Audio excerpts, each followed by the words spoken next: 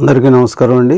నేను ఇంతకు ముందు చేసిన వీడియోలో భారత రాజ్యాంగం మనకు కల్పించిన ప్రాథమిక హక్కులకి భంగం వాటిల్లినప్పుడు వాటి నివారణ ఉపాయాలు ఏంటి, అంటే వాటికి రెమెడీస్ ఏంటి చట్ట ప్రకారం అనే ఆ వీడియోలో చేస్తూ ఆర్టికల్ 32 అధికరణం 32 ప్రకారం, రాజ్యాంగంలో ఉన్న అధికరణం 32 ప్రకారం ప్రాథమిక హక్కులకి భంగం వాటిల్లినప్పుడు ఎవరైనా కూడా డైరెక్ట్గా అత్యున్నత న్యాయస్థానం, దేశ అత్యున్నత న్యాయస్థానం సుప్రీంకోర్టు వారి తలుపులు తట్టవచ్చు అని చెప్తూ జరిగింది. డైరెక్ట్గా హైకోర్టుకి వెళ్ళే పని లేదు, డైరెక్ట్గా హైకోర్టులో లేకుండా డైరెక్ట్గా వెళ్ళిపోవచ్చు.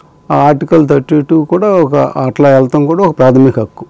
ఆర్టికల్ 32 ఎంత ప్రాముఖ్యత ఉన్న ఆర్టికల్ అంటే స్వయంగా బాబాసాహెబ్ అంబేద్కర్ గారు దానిని heart and soul of the constitution అన్నారు. మనిషికి గుండెకాయ ఆత్మ ఎంత ఇంపార్టెంటో అలాగే heart and soul of constitution అని కూడా దాన్ని అభివర్ణించారు, దాని యొక్క ప్రాముఖ్యతను బట్టి. అలాగే హైకోర్టులో కూడా అధికరణం 226 ఆర్టికల్ 226 ప్రకారం కూడా హైకోర్టులో కూడా రిట్లు వేయటం ద్వారా ఒక ప్రాథమిక హక్కులే కాకుండా వేరే విషయాల్లో కూడా హైకోర్టులో రిట్లు వేసుకోవచ్చు అనేది కూడా, మనం పిటిషన్లు వేసుకోవచ్చు అనేది కూడా పోయిన వీడియోలో చెప్పడం జరిగింది. ఏంటంటే అవి ఎలా ఏ విధంగా అంటే వాటికి 5 రకాల రిట్లు ద్వారా కోర్టులో ఆర్డర్ ఇవ్వచ్చు. అదేంటంటే ఫస్ట్ ఇది writ of habeas corpus, 2 writ of mandamus, 3 writ of certiorari and 4 writ of prohibition, 5 writ of quo warrant. ఈ 5 గురించి విపులంగా చెప్పడం జరిగింది, వివరించడం జరిగింది పోయిన వీడియోలో. ఆ సందర్భంలో మనము రూల్ ఆఫ్ లా గురించి కూడా, అంటే చట్ట సమానత్వం, రూల్ ఆఫ్ లా అంటే చట్టంలో అందరూ సమానం, చట్ట సమానత్వం, దాని గురించి కూడా కొంత ఉదాహరించడం జరిగింది. ఇప్పుడు ఇవాళ ఆ రూల్ ఆఫ్ లా అండ్ అధికరణం 14 article 14 of the Indian constitution, దీని గురించి ఇవాళ వివరించవలసి వచ్చిందంటే, మీరు ఈ మధ్యన పత్రికాముఖంగా కానీ ఎలక్ట్రానిక్ మీడియా ద్వారా కానీ చూసుంటారు. సుప్రీంకోర్టు వారు ఎస్టీ సబ్ కేటగిరీ క్లాసిఫికేషన్ గురించి అనుకూలమైన తీర్పు వచ్చింది. అది స్టేట్ గవర్నమెంట్లు కూడా ఆ కేటగరైజేషన్ చేయొచ్చు అనే దాని మీద ఒక తీర్పు ఇచ్చినట్టు చాలా పత్రికల్లో వచ్చింది, ఎలక్ట్రానిక్ మీడియా ద్వారా మనకి తెలిసింది. సో ఆ కేటగరైజేషన్ మన ఏలూరులో స్వీట్స్ సందడి, ఎన్నో స్వీట్ షాపులు వచ్చాయి. అందరి నోరూరించేలా రకరకాల స్వీట్స్ సరికొత్తగా నాణ్యత ప్రమాణాలతో అతి తక్కువ ధరలకి మనకి ఇష్టమైన స్వీట్లు సరికొత్త రుచులతో అందిస్తున్న మన రెడ్డి స్వీట్స్ అండ్ బేకరీ. సామాన్యుడికి స్వీట్స్ తినే అవకాశం మన రెడ్డి స్వీట్స్ లోనే. ఇక విజయవాడకు వెళ్లనవసరం లేదు. సారికి కావలసిన అరిసెలు, కజ్జికాయలు, గోరిమేటీలు, సున్నుండలు, బొబ్బట్లు, పూతరేకులు, చిలకలు, చలివిడి అతి తక్కువ రేట్లు మన రెడ్డి స్వీట్స్ లోనే లభించును. షుగర్ ఫ్రీ స్వీట్లు కూడా మన రెడ్డి స్వీట్స్ లోనే అందుబాటులో ఉన్నాయి. మన ఇళ్లలో జరిగే శుభకార్యాలకు స్వీట్లు, హాట్లు ఆర్డర్స్ పైన మన గుమ్మం ముంగిటే అందించడమే రెడ్డి స్వీట్స్ ప్రత్యేకత. అలాగే జెల్ కేకులు, కూల్ కేకులు, red velvet, chocolate, black forest, white forest కేకులు ఆర్డర్ చేసిన వెంటనే అందించబడును. మా address new municipal shopping complex, Chandana brothers ప్రక్కన, మెయిన్ బజార్, ఏలూరు 1. మా ఫోన్ నెంబర్ 9985035544. అంటే ఆ క్లాసిఫికేషన్ ఏ ఆర్టికల్, ఏ అధికరణం ప్రకారం ఇచ్చారు, అసలు ఆ క్లాసిఫికేషన్కి మూలాలు ఏంటి రాజ్యాంగంలో, అలాగే ఏ తీర్పుల ద్వారా టైం టు టైం కాలానుగుణంగా ఈ క్లాసిఫికేషన్ థియరీ ఏ విధంగా డెవలప్ అయింది, పాత సిద్ధాంతాలు ఏంటి, పాత డెసిషన్ల ప్రకారం, కొత్త సిద్ధాంతం ఏంటి, కొత్త తీర్పుల ప్రకారం, పాత సిద్ధాంతం పాత తీర్పుల ప్రకారం, కొత్త సిద్ధాంతం కొత్త తీర్పుల ప్రకారం ఏంటి, ఈ క్లాసిఫికేషన్ యొక్క పునాదులు ఎక్కడ ఏంటి అనే దానికోసం కొంచెం అది ఇవాళ ప్రాచుర్యంలో ఉన్న టాపిక్ కాబట్టి దాని గురించి ఈ వీడియో చేయవలసిన అవసరం వస్తుంది. ఇప్పుడు రూల్ ఆఫ్ లా అంటే చట్టం దృష్టిలో అందరూ సమానత్వాన్ని రూల్ ఆఫ్ లా అంటారు. చట్టం ముందు ఎవరో అధికులు కారు, చట్టపరమైన అవకాశాలు అందరికీ సమానంగా ఉంటాయి అనేది రూల్ ఆఫ్ లా అంటే. ఈ రూల్ ఆఫ్ లా అని మనం ఈ సమానత్వాన్ని మొట్టమొదటిసారిగా ఏవి డైసీ అనే ఆథరు ఆయన పుస్తకం ది కాన్స్టిట్యూషన్ ఆఫ్ ఇంగ్లాండ్లో ఫస్ట్ టైము ఈ థియరీని డెవలప్ చేశారు ఆయన. దీని ప్రకారం ఏంటంటే, ఒక బంట్రోత్ అయినప్పటికీ, ఒక కలెక్టర్ గారు అయినప్పటికీ, ఒక ప్రభుత్వ చిన్న ఉద్యోగి అయినప్పటికీ, పెద్ద ఉద్యోగి అయినప్పటికీ, మంత్రి అయినప్పటికీ, ముఖ్యమంత్రి అయినప్పటికీ, ప్రధానమంత్రి అయినప్పటికీ ఎవరైనా సరే చట్ట వ్యతిరేక కార్యక్రమాలలో చేసిన అది చేయవలసినవి చేయకపోయినా యాక్షన్ ఒమిషన్ అలా చేస్తే చట్టం వారిని సమంగానే ట్రీట్ చేస్తుంది, అందరినీ ఒకే మాదిరిగా ట్రీట్ చేస్తుంది. ఇది rule of law concept formulated by ఏవి డైసీ. ఇది యాక్చువల్గా ఇంగ్లీష్ లా కాన్సెప్ట్. ఇది మనం ఉదాహరణతో చెప్పాలంటే మనం చాలా ఉదాహరణలు ఉన్నాయి దీనికి. మన దివంగత మాజీ ప్రధానమంత్రి గారు పివి నరసింహరావు గారు, అట్లాగే డిప్యూటీ ప్రధానమంత్రి గారు అద్వానీ గారు, ఇంకా అనేక మంది పెద్ద పెద్ద రాజకీయ నాయకులు ఈ చట్ట వ్యతిరేక కార్యక్రమాలు చేశారనే అభియోగాల మీద వాళ్ళు కోర్టు ముందు బోన్లో నిలబడ్డారు. వాళ్ళకి సామాన్య వ్యక్తులకి ఏ విధంగా విచారణ జరుగుద్దో కోర్టులో అలాగే విచారణ జరిగినాయి. అవి మనం చాలా చూసాం. ఎక్కడో 1 or 2 సందర్భాల్లో ఎక్కువ టైం పట్టవచ్చు, తారీఖు అని వాయిదాలు పొందే అవకాశం కొందరు ఉపయోగించుకోవచ్చు, కానీ మన కళ్ళ ముందు జరిగినాయి ఇట్లాంటివి. సో అది రూల్ ఆఫ్ లా ఈ కాన్సెప్ట్. దీంట్లో ఏంటంటే ఒక ప్రత్యేకంగా ఒక గవర్నమెంట్ కానీ ఒక వ్యక్తి కానీ సుప్రీం కాదు, ఓన్లీ లా ఈజ్ సుప్రీం. అంటే చట్టానికి ప్రధానం ఇవ్వబడుతుంది. గవర్నమెంట్ కానీ గవర్నమెంట్సే పరిపాలించబడే ప్రజలు కానీ అందరూ చట్టం దృష్టిలో ఒకటే, అందరూ సమానమే.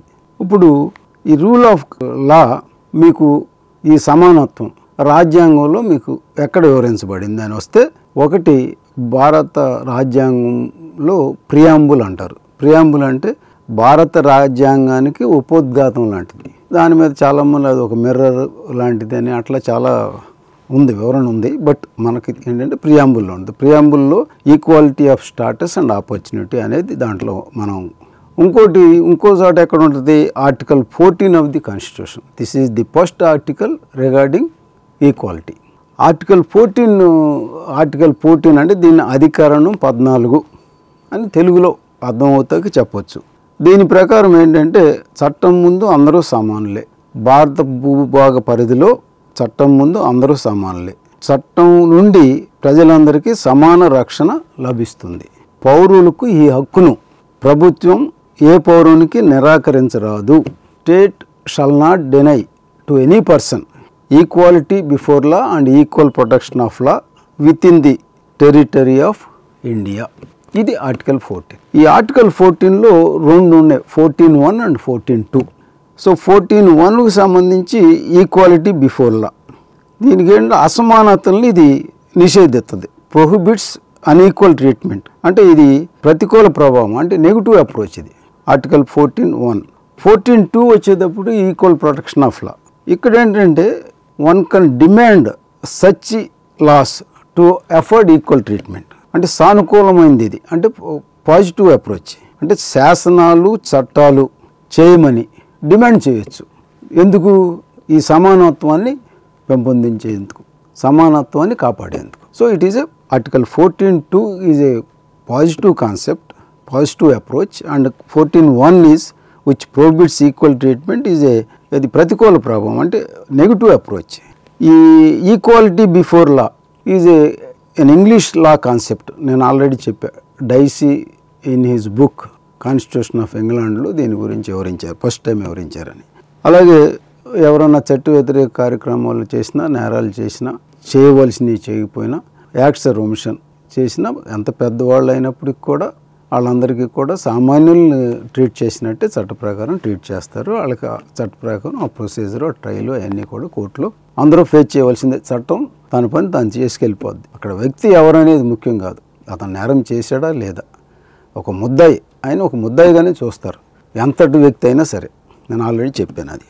అలాగే మీరు చూస్తే దీనికి ఒక ఉదాహరణగా చూస్తే, మనం ఒక లేడీ జస్టిస్ని చూస్తాం కోర్టుల్లో, కళ్ళకు గంతలు పెట్టుకుని దర్శనమిస్తూ ఉంటుంది. అంటే బ్లైండ్ ఫ్లోటెడ్. దట్ మీన్స్ అది that is an indication, that is a message, ఒక సందేశం. అది ఏంటంటే చట్టం ముందు అందరూ సమానులే. ఎదుటి వ్యక్తి ఎవరో ఎంత గొప్పవాడని చూసి న్యాయం చేయరు, అసలు చూడరు. అది lady justice, blind folded lady justice అర్థం. నెక్స్ట్ వచ్చేసి ఈక్వల్ ప్రొటెక్షన్ ఆఫ్ లా. ఈ ఈక్వల్ ప్రొటెక్షన్ ఆఫ్ లా వచ్చేటప్పటికి ఇది అమెరికన్ కాన్సెప్ట్. 1803 సంవత్సరంలో మార్బరీ వర్సెస్ మ్యాడిసన్ అనే కేసులో అప్పుడున్న ప్రధాన న్యాయమూర్తి, అమెరికన్ సుప్రీంకోర్టు ప్రధాన న్యాయమూర్తి, అమెరికన్ అత్యున్నత న్యాయస్థాన ప్రధాన న్యాయమూర్తి chief justice John Marshall of American supreme court ఆయన డిక్లేర్ చేశారు ఈ తీర్పు ద్వారా. ఏమని? Our is a government of laws and not of men. అంటే మన గవర్నమెంటు చట్టాలకు సంబంధించింది, చట్టాలతో కలిగి ఉన్నది, కానీ మనుషుల సమూహం కాదు ఇది. అండ్ ఈ advocated the supremacy of law, అంటే లా యొక్క ఆధిపత్యాన్ని చాలా దృఢంగా ఆయన చెప్పారు ఈ తీర్పులు. అచ్చా, ఇక్కడ ఏంటంటే ఒక చిక్కుముడి ఏంటంటే, ఇప్పుడు ఈ చట్టాలు అనేవి universal not to be applicable to all universally. అంటే విశ్వం అందరికీ లా ఒకే లా అప్లికేబుల్ అవుతానికి వీలు లేదు ఇక్కడ. దీన్ని వివరంగా చెప్పాలంటే, ఇప్పుడు ఆర్థికంగా, సామాజికంగా, భౌగోళిక పరంగా, విద్యాపరంగా అనేక అసమానతలు ఉన్నాయి మన దేశంలో. ఇట్లాంటి అసమానతలు ఉన్న మన దేశంలో చట్ట సమానత్వం ఎలా సాధ్యం, ఏ విధంగా దీన్ని అధిగమించాలి, ఎలా చేయాలి ఇది. కాబట్టి మన అత్యున్నత న్యాయస్థానం సుప్రీంకోర్టు వారు ఏమన్నారంటే, ఈ 14 అధికరణ 14 ఆర్టికల్ 14ని వాస్తవిక దృక్పథంతో, హేతుబద్ధమైన వాస్తవిక దృక్పథంతో చూడమన్నారు. ఇది ఏంటి వాస్తవిక దృక్పథం అంటే ఏమిటి, అసలు దీన్ని ఎలా చూడాలనే విషయానికి వస్తే, ఇదేంటంటే ఒక చిన్న ప్రాక్టికల్గా ఒక ఉదాహరణ చెప్తే మనందరికీ అర్థమవుతుంది, మీకు అందరికీ అర్థమవుతుంది. ఒక కుటుంబం ఉంది, దాంట్లో తల్లి తండ్రి, వాళ్ళకు ఒక 4 పిల్లలు, అంటే ఒక 2 మగ పిల్లలు 2 ఆడపిల్లలు. సరే, అందరికన్నా చివరి కుర్రోడు 5 years, అందరికన్నా పెద్ద అతనికి సపోజ్ 12 సంవత్సరాలు అనుకున్నాం. ఇప్పుడు ఈ 5 సంవత్సరాల కుర్రోడికి 12 సంవత్సరాల కుర్రోడికి ఒకే విధమైన ఎక్స్పెండిచర్ ఖర్చు అవుతుందా? అలాగే 5 సంవత్సరాల పిల్లోడికి పెట్టిన ఫుడ్, భోజనం అదే క్వాంటిటీతో 12 సంవత్సరాల పిల్లోడికి కూడా అదే క్వాంటిటీతో పెడితే అతని ఆకలి తీరుతుందా? ఏంటి ఇక్కడ పరిస్థితి? ఆకలి తీరదు కదా. 5 సంవత్సరాల పిల్లోడు అతని యొక్క అవసరాలు వేరుగా ఉంటాయి. 12 సంవత్సరాల వయసు ఉన్న వాళ్ళకి వాళ్ళ అవసరాలు వేరుగా ఉంటాయి. ఒక ఆహార విషయంలో కాకుండా, ఒక ఎక్స్పెండిచర్ విషయంలో కానీ, వాళ్ళ క్లోతింగ్కి సంబంధించింది కానీ, వాళ్ళ విద్యకి సంబంధించింది అనేక విషయాల్లో. సో కాబట్టి 5 సంవత్సరాల కుర్రోడికి అప్లై చేసే ఇవన్నీ కూడా 12 సంవత్సరాల కుర్రోళ్ళు అప్లై చేయకూడదు కదా. అంతే భోజనం పెడితే 12 సంవత్సరాల కుర్రోడు అది ఆకలి తీరదు అతనికి. కాబట్టి ఏంటి అక్కడ విషయం వచ్చింది, డిఫరెన్షియేట్ అనే విషయం. అంటే there should be differentiation and classification of their needs and their expenses. So both are in unequal situation. So laws also should be applied accordingly. So కాబట్టి వాళ్ళ ఇద్దరి మధ్యన ఉన్న ఈ ఎక్స్పెండిచర్లో కానీ, వాళ్ళ అవసరాల్లో ఉన్న తేడాని విడగొట్టి దాన్ని క్లాసిఫికేషన్ చేయాలి. సో ఇక్కడ దాన్ని వాస్తవ దృక్పథంతో వర్గీకరణ జరిగితే అది సమంజసమా, క్లాసిఫికేషన్. సో ఇక్కడ నుంచి స్టార్ట్ అయింది ఇది. 5 ఏళ్ళ పిల్లోడికి 12 ఏళ్ళ పిల్లోడికి ఉన్న తేడాని బట్టి. ఇప్పుడు అది దృష్టిలో పెట్టుకుని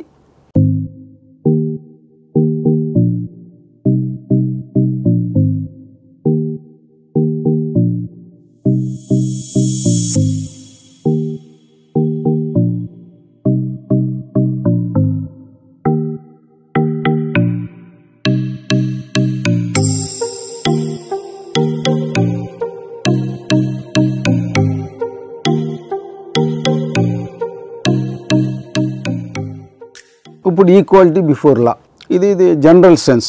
we should not afford unequal treatment. ఇందాక నేను చెప్పాను, ఇది నెగిటివ్ సెన్స్ అని. అలాగే ఈక్వల్ ప్రొటెక్షన్ ఆఫ్ లా 14(2), ఇది positive approach. we should demand such laws to afford equal treatment. ఇది specific. Suppose if some laws are made for welfare of women, one cannot say unequal treatment అని అంటాక లేదు, అనొచ్చా? వాళ్ళ needs, వాళ్ళ నెసెసిటీని బట్టి స్త్రీలకి ప్రత్యేక చట్టాలు రూపొందించింది గవర్నమెంట్. మేల్ మెంబర్స్ వెళ్ళి అది కరెక్ట్ కాదు, అన్ఈక్వల్ అని అంటాకి ఉందా? ఎందుకు ఉండదు? ఎందుకు ఉండదంటే అదే differentiation differential classification is done according to law, చట్టపరంగా. ఇదేదో ఆషామాషిగా జరిగింది కాదు. వాస్తవిక దృక్పథంతో వర్గీకరణ జరిగితే అది సహజమే, సమంజసమే చట్ట ప్రకారం. నేను ఇందాక చెప్పినట్టు అనేక డిఫరెంట్ ఫ్యాక్టర్స్ ఉంటాయి. Caste, status, gender, so different factors ఉంటాయి. ఇవన్నీ కూడా గుర్తించి ఒక బెటర్ పబ్లిక్ వెల్ఫేర్ కోసం ఈ క్లాసిఫికేషన్ ఈజ్ మస్ట్. సో కాకపోతే ఈ classification has to pass through some test లీగల్గా. సో ఈ టెస్ట్కి సంబంధించి మనం మాట్లాడుకునే ముందు ఒక 2 కేసులను మనం గుర్తుపెట్టుకోవాలి. ఒకటి ఏంటంటే A K Gopalan versus state of Madras. అక్కడ ఏంటంటే అది constitutional validity of preventive detention act 1950 was challenged when he was illegally detained according to him. అలాగే ఇంకొక కేసు ఏంటంటే state of Bombay versus F N Balsara ఆ కేసు, ఇయర్ 1951 సుప్రీంకోర్టు. ఇక్కడ వాట్ ఆర్ దోస్ టెస్ట్స్? ఆ tests ఏంటంటే intelligible differentia and rational nexus. So what is intelligible differentia, what is national nexus, what are these tests?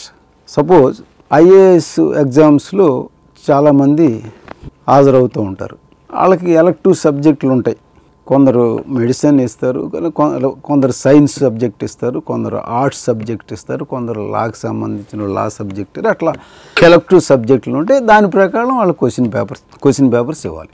అట్లా కాకుండా అందరికీ ఈ మెడిసిన్కి సంబంధించిన మెడికల్కి సంబంధించిన క్వశ్చన్ పేపరు ఆర్ట్స్ స్టూడెంట్కి, ఇంజనీర్స్కి కూడా ఆ పేపర్ ఇస్తే అది సమంజసమా?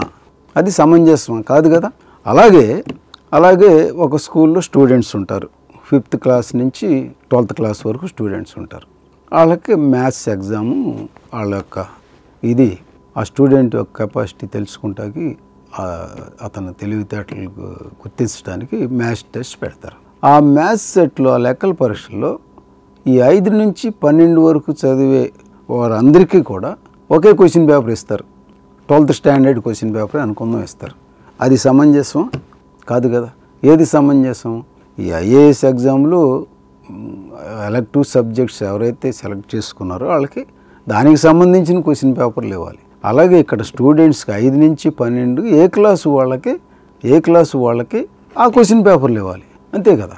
అది కదా సమంజసం అంటే. సో అంతకుముందు ఈ విధంగా క్వశ్చన్ పేపర్లు కామన్గా ఇచ్చే క్వశ్చన్ పేపర్లు కానీ ఐఏఎస్ ఎగ్జామ్లో ఇచ్చే అందరికీ ఒకే పేపరు ఇచ్చే పద్ధతి కానీ అది it is not correct, it is not proper. So we have to give different question papers basing on the standard of the students. So there should be intelligible differentia. ఒక intelligent అంటే తెలివైన కారణం, intelligent reason ఉండాలి to differentiate between the students. So ఆ తెలివైన కారణం, ఆ intelligent reason ఏదైతే ఉందో ఆ డిఫరెన్షియేట్ చేస్తానికి, ఆ క్లాసిఫికేషన్ చేస్తానికి దాన్ని ఇంటెలిజిబుల్ డిఫరెన్షియా అంటారు. దెన్ రేషనల్ నెక్సెస్ అంటే ఏంటి? The object to give different question papers to each student who are in different level, the purpose of classification and object to be achieved, goal to be achieved, there should be some rational nexus between them. అంటే రెండింటికి అనుబంధం ఉండాలి. Intelligent డిఫరెన్షియాకి the goal to be achieved. ఈ differentiation ఎందుకు చేశారు? ఒక particular goal achieve అవుతాయి. సో ఆ గోల్కిను దీనికి రేషనల్ నెక్సెస్ ఉండాలి. So this is intelligible differentia and rational nexus అంటే ఇదన్నమాట. మీకు ఉదాహరణతో చెప్పాలంటే, సో ఈ విధమైన క్లాసిఫికేషన్ చేయవలసిన అవసరం ఉంది. ఇది సమానత్వానికి, ఈక్వాలిటీకి ఎగెనిస్ట్ కాదు కదా. అవునా? కాదు కదా. సో ఇది 1970s ముందు ఈ ఓల్డ్ డాక్ట్రిన్ అంటే పాత సిద్ధాంతం ఒకటి సుప్రీంకోర్టు వారు ప్రపోజ్ చేశారు వీటిల్లో, ఈ క్లాసిఫికేషన్కి సంబంధించి. కానీ తర్వాత supreme court felt that it is very negative. ఈ ఓల్డ్ సిద్ధాంతం, పాత సిద్ధాంతం ఈజ్ వెరీ నెగిటివ్. ఎందుకంటే మీరు చూస్తే ఇందాక నేను చెప్పాను ఇక గోపాలన్ కేసులో అట్లా, అప్పుడు ఇది 1950s. అప్పుడు ఇంకా మనకి ఈ లాకి సంబంధించి ఇంగ్లీషు బ్రిటిష్ వాళ్ళ ఇన్ఫ్లుయెన్స్ బాగా ఉంది. ఎందుకంటే వాళ్ళ లాసే కదా వచ్చి వాళ్ళగా ఇక్కడ ఇండియాలో. అలాగే అప్పుడు ఎడ్యుకేషన్, లీగల్ ఎడ్యుకేషన్ కూడా చాలామంది ఇంగ్లాండ్ వెళ్ళి చదువుకొచ్చిన వాళ్ళు ఉన్నారు 1950లో. దాన్ని బారిస్టర్ అంటారని అంతకుముందు వీడియోలో కూడా నేను చెప్పాను. వాళ్ళు జడ్జిలు అయ్యారు. టౌన్ బ్రాటప్ వాళ్ళు కూడా చాలామంది గౌరవ న్యాయమూర్తులు అయ్యారు. సో అప్పుడు ఆ వే ఆఫ్ థింకింగ్, వాళ్ళు పెరిగిన పరిస్థితులు ఇవన్నీ కూడా ఇన్ఫ్లుయెన్స్ అవుతాయి ఒక తీర్పులో. సో అలాగా ఆ గోపాలన్ కేసులో కానీ, state of Bombay versus FN బల్సారా కేసులో కానీ దే కుడ్ నాట్ యాడ్, వాళ్ళు రీజనబుల్నెస్ యాడ్ చేయలేకపోయారు. ఆ ఓల్డ్ డిసిషన్లో కానీ, ఓల్డ్ సిద్ధాంతంలో కానీ ఒక ఫెయిర్నెస్ ఉందా లేదా, సహజ న్యాయ సూత్రాలు పాటించారా లేదా అనేది అప్పుడు పరిగణలోకి తీసుకోలే అప్పుడున్న పరిస్థితుల్లో. పర్టికులర్గా ఏకే గోపాలన్ గారి కేసులో అయితే ప్రొసీజర్ ఎస్టాబ్లిష్డ్ బై లా ఎక్కువ ఫాలో అయ్యారు. ప్రొసీజర్ ఎస్టాబ్లిష్డ్ బై లా అంటే ఆ సెక్షన్లో పలానా విధంగా ఇతన్ని అరెస్ట్ చేయాలి, పలానా విధంగా డిటెన్షన్ ఇవ్వాలి, పలానా విధంగా ప్రొసీజర్ ఫాలో అవ్వాలని ఉంది, అది ఫాలో అవ్వాల్సిందే. ఆ తర్వాత మేనకా గాంధీ 1989లో విజయ స్కిన్ హాస్పిటల్, 2011లో విజయ లేజర్ సెంటర్, 2016లో విజయ హెయిర్ కేర్ సెంటర్ ప్రారంభించిన ప్రముఖ చర్మ వ్యాధుల నిపుణులు, గోల్డ్ మెడలిస్ట్ డాక్టర్ సుబ్బారావు గారి నేతృత్వంలో గత 35 సంవత్సరాలుగా నిరంతరం వైద్య సేవలు అందిస్తున్న ఏకైక అత్యంత ఆధునిక సంస్థ మీ Vijaya hair skin and laser centre. ఏలూరులో మొట్టమొదటిసారిగా అన్ని రకాల పరికరములతో పెట్టిన ఏకైక సంస్థ Vijaya hair skin and laser centre. అనుభవజ్ఞులైన డాక్టర్స్ చే అత్యంత మెరుగైన వైద్య సేవలు అందిస్తున్న సంస్థ. అన్ని రకాల ట్రీట్మెంట్లు, hair, skin, nails, hair transplantation, skin tightening, tattoo removing వంటి అన్నిటికీ కూడా ఏకైక సంస్థ Vijaya hair and laser centre. మా అడ్రస్ శంకరమఠం వీధి, ఆర్ఆర్పేట, ఏలూరు 2. ఈ కేసులో కానీ E P Royappa versus state of Tamil Nadu, వీటిల్లో ఒక న్యూ డాక్టర్ని ఫార్ములేట్ చేశారు సుప్రీంకోర్టు వారు, యాడింగ్ టు ఓల్డ్ డాక్టరీన్. ఏమి ఫార్ములేట్ చేశారు ఏంటంటే, ఇక్కడ ఈక్వాలిటీ అనేది ఒక డైనమిక్ కాన్సెప్ట్. రోజులు మారుతున్న కొందుకు అవసరాలు మారుతాయి, సొసైటీ నీడ్స్ అండ్ నెసెసిటీస్ మారుతాయి. అలాగే పబ్లిక్ వెల్ఫేరు, సంక్షేమానికి సంబంధించి అనేక విధాలుగా చేయవలసి వస్తాయి.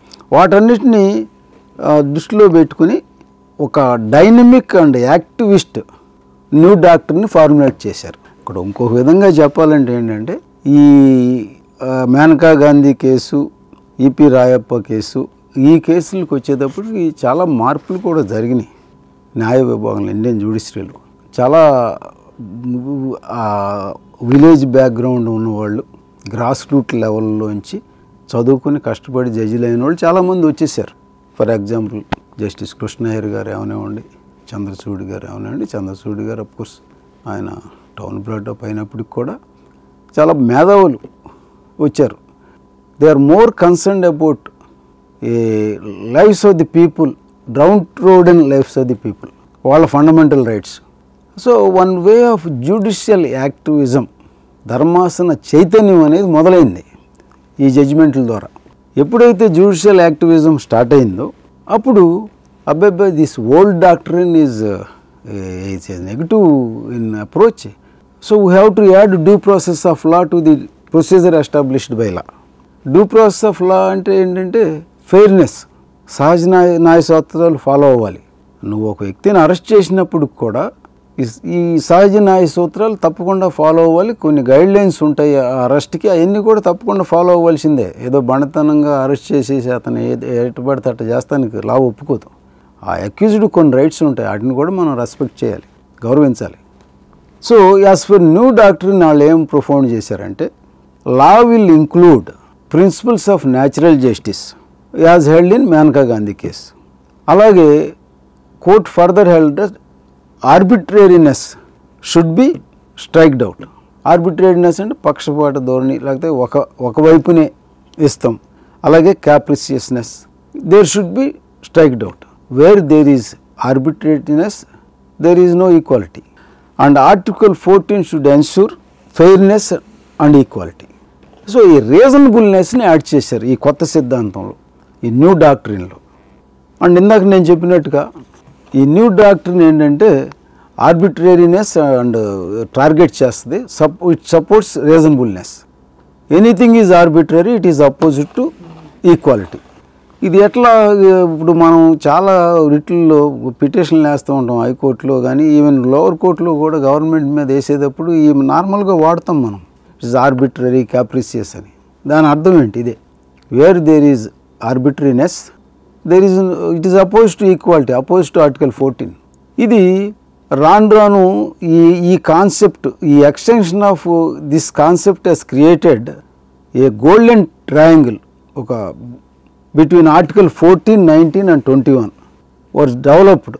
ఎప్పుడు డెవలప్ అని చాలా లాంగ్ జర్నీ చేయవలసి వచ్చింది judiciary from A K Gopalan case నుంచి. ఈ గోల్డెన్ ట్రయాంగిల్ బిట్వీన్ ఆర్టికల్ 14, 19 అధికరణాలు 14, 19, 21, 14, 19, 21 ఈ డెవలప్మెంట్కి చాలా జర్నీ చేయవలసి వచ్చింది 1950 నుంచి మేనకా గాంధీ కేసు వరకు, ఈ రాయప్ప కేసు వరకు. సో వాడు ఏమన్నారంటే ఇట్లో the praise procedure established by law in article 21 does not mean just any procedure laid down by a legislature in a statute, but signified just fair and reasonable procedure. So reasonableness ఈ old పాత సిద్ధాంతానికి add చేశారు. So అది background ఈ క్లాసిఫికేషన్కి. అంత బ్యాక్గ్రౌండ్తో వాళ్ళు వచ్చేటప్పటికి మీకు ఆ ఫలాలు అనుభవిస్తానికి ఇప్పుడు రీసెంట్ సుప్రీంకోర్టు వారి తీర్పు ఎస్టీ సబ్ కేటగిరీ తెగలవారీగా దాన్ని కేటగరైజ్ చేయొచ్చు అనే తీర్పు వెలువడిందంటే దీని వెనకాల ఎంత బ్యాక్గ్రౌండ్ ఉంది లీగల్గా, right from 1950s onwards. So కాబట్టి article 14 equality before law, equal protection of law అంటే ఏంటి, అలాగే intelligible differentia and rational nexus అంటే ఏంటి, what is reasonable classification and what is old doctrine formulated by the Supreme Court in 1970s and what is the new doctrine adding fairness, principles of natural justice and striking out arbitrariness, capriciousness చేస్తూ ఈ new సిద్ధాంతాన్ని develop చేసాయి. వీటి ఫలితమే ఇవాళ ఈ కేటగరైజేషను తీర్పుల యొక్క ఇది ఎస్టీకి సంబంధించి. కానీ ఎందుకంటే ఇది సమానత్వం అంటే ఈ విధంగా, అంటే ఈక్వల్ అమాంగ్ ఈక్వల్స్. ఇప్పుడు ఒక రిక్షా అతను ఉంటాడు, అతను ఈ మన దేశ ప్రెసిడెంట్ గారికి లేకపోతే రాష్ట్ర గవర్నర్ గారికి అన్ని సౌకర్యాలు కల్పిస్తున్నారు, నాకెందుకు కలిపారు, ఇది డిస్క్రిమినేషన్, ఇది వివక్ష కింద వస్తుందని అతను కోర్టుకు వస్తానికి లేదు. ఎందుకంటే equals among equality among equals. ఇప్పుడు మనం చూస్తున్నాం, ఇప్పుడు ఏజెన్సీ ఏరియాకి వెళ్తే పాపం గిరిజనులు ఉంటారు. ఇవాళ కూడా ఆ మధ్యకాలంలో అయితే పేపర్లో కూడా చూసాము, ఎవరన్నా ఉమెన్ డెలివరీ సమయంలో అక్కడ వైద్య సదుపాయాలు లేక డోలీలో తీసుకువచ్చేస్తుంటే మధ్యలోనే డెలివరీ అయిపోవటం, కొంత అవస్థలు పడతాం, ఇంత చాలా ఇబ్బందులు పడతాం చూస్తున్నాం ఇంకా ఈ రోజుల్లో కూడా. సో అలాంటి ఏరియాల్లో ఈ సమానత్వాన్ని పెంపొందించాలంటే there should be reasonable classification. ఏ విధంగా వాళ్ళ అవసరాలను గుర్తించి వాళ్ళకు అనుకూలంగా వైద్య సదుపాయాలు కానీ, విద్యకు సంబంధించిన సదుపాయాలు కానీ, ఉద్యోగాలు కల్పించడం కానీ చేస్తానే రిజర్వేషన్ కల్పించి వీటినే బేసింగ్ ఆన్ రీజనబుల్ క్లాసిఫికేషన్ అంటారు. వాళ్ళల్లో ఒక మనోధైర్యాన్ని నింపవలసిన అవసరం ఉంది. అలాగే మనం చూస్తూ ఉంటాం, ఇప్పుడు ఈ ముఖ్యమంత్రులు కానీ మంత్రులు కానీ గిరిజన ప్రాంతాలకు వెళ్ళి వాళ్ళతో పాటు కొంచెం సరదాగా డ్యాన్సులు కూడా వేస్తూ ఉంటారు. అదంతా ఎందుకు? ఇదేదో సరదా అంటే సరదా కాదు, అది వాళ్ళలో ఒక ఆత్మస్థైర్యం నింపుతాకి వాళ్ళు కూడా అందరితో పాటు సమానులే అని ఒక మెసేజ్ ఇస్తాను కాదు, ఒక గొప్ప మెసేజ్ వాళ్ళకి కన్వే అవుతుంది, ఒక మంచి సందేశం ఇచ్చిన వాళ్ళు అవుతారు. సో ఇవన్నీ కూడా ఏంటంటే మన దేశ పరిస్థితులు, భౌగోళిక పరిస్థితులు, సాంఘిక ఆర్థిక పరిస్థితులు వీటన్నిటిని దృష్టిలో పెట్టుకుని ఆర్టికల్ అధికరణం 14, 1, 2 కింద equality before law, equal protection of law అంటే ఇది.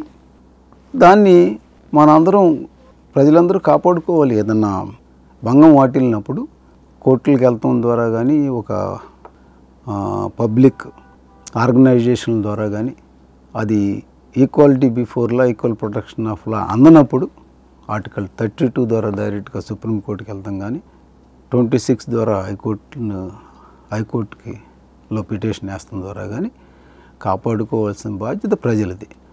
కాబట్టి ఒక న్యాయవాదిగా కాకుండా ఒక పౌరుడిగా ఈ విషయాలు తెలియజేసిన అవసరం కూడా ఉందని నేను అనుకుంటున్నాను.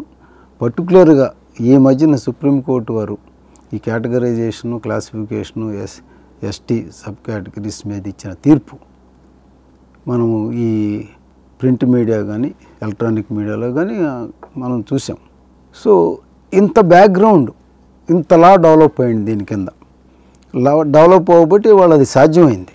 సో అందరూ కూడా హర్షాతిరేకాలు వెలుబుచ్చారు ఆ తీర్పు గురించి. సో సమన్యాయం జరుగుతుందని ఒక నమ్మకం కలిగింది డౌన్ ట్రోడెన్ పీపుల్ అందరికీ కూడా. So that is the beauty of article 14 and ultimately that is the beauty of Indian constitution and that is the beauty of courts. కాబట్టి ఈరోజు ఈ subject rule of law and article 14 and regarding equal treatment, equal protection of law and also classifications వీటి గురించి వివరించడం జరిగింది. ఇది running subject కాబట్టి. So ఈ ఎంటీవీ ఛానల్ ఈ వెరైటీ ఆఫ్ సబ్జెక్ట్స్ ఇట్లాగే చాలా వివరంగా ప్రజలకు అందజేసే ఏర్పాట్లు చేస్తున్నారు. కాబట్టి తప్పనిసరిగా ఈ వీడియో చూసిన వాళ్ళందరూ సబ్స్క్రైబ్ చేసుకోండి ఎంటీవీ ఛానల్కి. ఇంకా భవిష్యత్తులో కూడా మంచి మంచి వీడియోలు చేసే ఉద్దేశం ఉంది. Thank you very much for today. It is enough. Thank you. గత 20 సంవత్సరాలుగా దంత సమస్యలతో పాటు దవడ మరియు ముఖ సంబంధ సమస్యలకు చక్కని చికిత్సలు అందిస్తున్న శ్రీ రామకృష్ణ దంత వైద్యశాల, నరసింహారావుపేట, ఏలూరు. ఎమర్జెన్సీస్ లో వాడే ఆక్సిజన్ కాన్సంట్రేటర్లతో పాటు air purifier, UV light steriliser, ULV fogger వంటి పరికరాల ద్వారా పరిశుభ్రమైన వాతావరణంలో చికిత్స అందించబడుచున్నది. ఆర్వీజీ ద్వారా అతి తక్కువ రేడియేషన్ ఉపయోగించి దంత వ్యాధి నిర్ధారణ మరియు రూట్ కెనాల్ వైద్యం చేయబడుచున్నది. డెంటల్ లేజర్ ద్వారా కుట్లు లేకుండా సర్జరీలు, ఇంప్లాంట్స్ కిట్స్ ద్వారా పళ్ళు లేని వారికి ఫిక్స్డ్ దంతాలు, రూట్ కెనాల్ చికిత్సలకు ఎండో మోటార్ వంటి ఆధునిక పరికరాలు కలిగిన నమ్మకమైన డెంటల్ క్లినిక్. అత్యంత ప్రామాణికమైన ఆటోక్లావింగ్ పద్ధతిలో శుభ్రపరిచిన ఇన్స్ట్రుమెంట్స్ వాడడం మా ప్రత్యేకత. దంత సమస్యలకు చికిత్సతో పాటు విరిగిన దవడ మరియు ముఖ ఎముకలకు చికిత్స, ఎత్తు మరియు వంకర దవడలకు కాస్మెటిక్ సర్జరీ, యాక్సిలోఫేషియల్ వంటి చికిత్సలకు చిరునామా శ్రీ రామకృష్ణ దంత వైద్యశాల, వేములపల్లి రెసిడెన్సీ అపార్ట్మెంట్, నరసింహారావుపేట, ఏలూరు.